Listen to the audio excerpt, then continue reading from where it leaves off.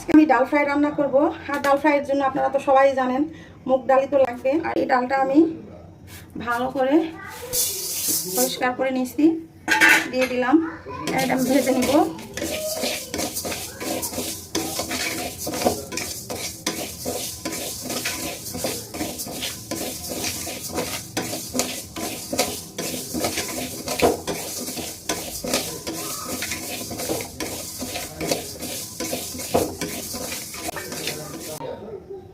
এই পানি দিয়ে দিলাম।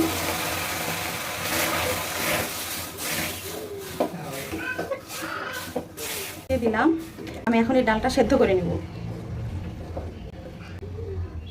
ফিরে আসছি সেদ্ধ হওয়ার পর। কোনো কিছুই দেবো না, না তেল, না কোনো মরিচ, কোনো মশলা, কিচ্ছু দেবো না, শুধু সেদ্ধ করে নেব।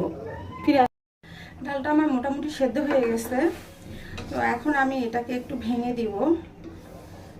আর আপনারা যদি প্রেসার কুকারে সেদ্ধ করে নেন তাহলে তো কোনো ঝামেলা নেই, একবারে খুব সুন্দরভাবে হয়ে যাবে। একদম বেশি ভেঙে দিব না।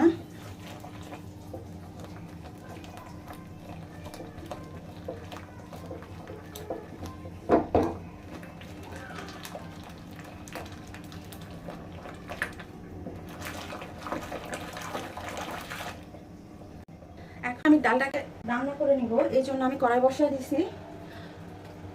আমি সরিষার তেল দিয়ে করবো আজকে, সরিষার তেল। এখন আমি দিয়ে দিব পেঁয়াজ আর সাথে একটি কুচানো আদা, একেবারে অল্প পরিমাণ। যারা কুচানো আদা খেতে পারেন না তারা একটু ব্রেড করে দিবেন। আমি অনেকটা বেশি করেই কুচাই দিচ্ছি যাতে গলে যায়। আর এই যে পেঁয়াজ দিয়ে দিলাম একসাথে, সাথে দিয়ে দিলাম স্বাদ মতো লবণ।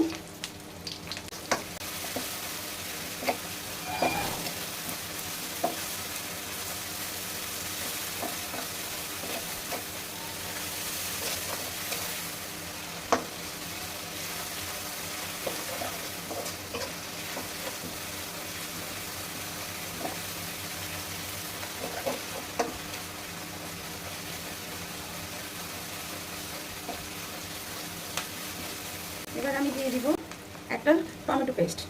আমি একটা টমেটো এভাবে আমি পেস্ট করে নিচ্ছি।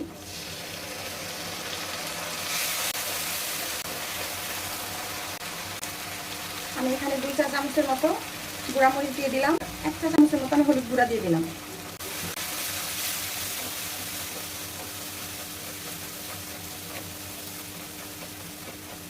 এখন আর এক্সট্রা পানি দিয়ে এটা কষানোর দরকার নাই।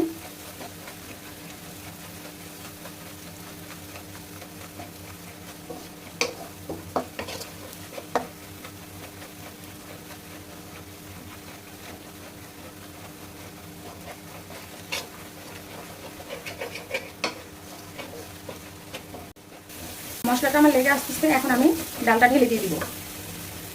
দেখুন আমি কিন্তু ডালটাতে বেশি পানি দিইনি, এটা হয়ে গেছে। এই যে আধা ভাঙা করে নিচ্ছি, আমি পুরোপুরি ভাঙা করে নিইনি। আপনারা যেরকম খেতে পছন্দ করেন, কেউ যদি আস্তে আস্তে সেদ্ধ খেতে পছন্দ করেন সেটাই দিয়ে দিবেন। আর ডাল ঘুটনিতে ঘোটার দরকার নাই। দিয়ে দিলাম।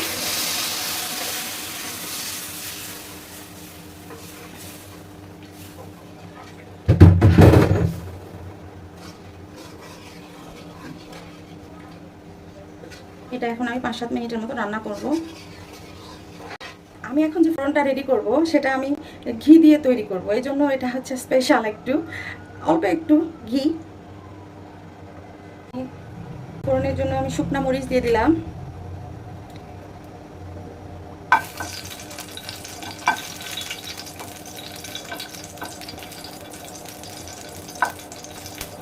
আর যারা ধনিয়া পাতা পছন্দ করেন অবশ্যই ধনিয়া পাতা কুচি দিয়ে দিবেন, এটা কিন্তু স্বাদ তখন আর একটু বেড়ে যাবে। আমি ফেলে দিলাম না, বেশি ফেলে দিলে একদম সব বিচিগুলো বের হয়ে যাবে। আর অল্প একটু কাঁচা জিরা দিয়ে দিব, দিয়ে দিলাম কাঁচা জিরা।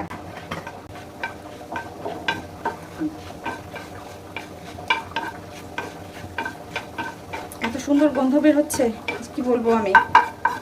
অবশ্যই আপনারা বাসায় রান্না করবেন, তখন বুঝতে পারবেন আমি কেন বলতেছি যে কি সুন্দর ঘ্রাণ আসতেছে। এখন ডালটাও কিন্তু আমার মোটামুটি আমি যেরকম গ্রেভি খাবো সেরকমই কিন্তু হয়ে গেছে। এটা ঠান্ডা করলে আরও বেশি ঘন হয়ে যাবে। তো আর আমি এখন এই ফোড়নটা আমি ঢেলে দিলাম।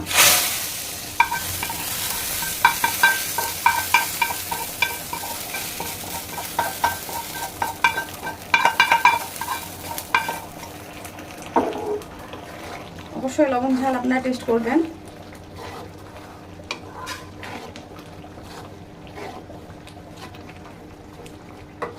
একদম রেডি আমার ডাল ফ্রাইটা।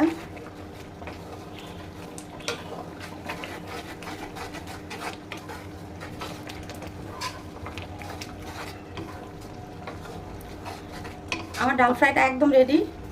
আমি এখন চুলা থেকে নামাই নিব।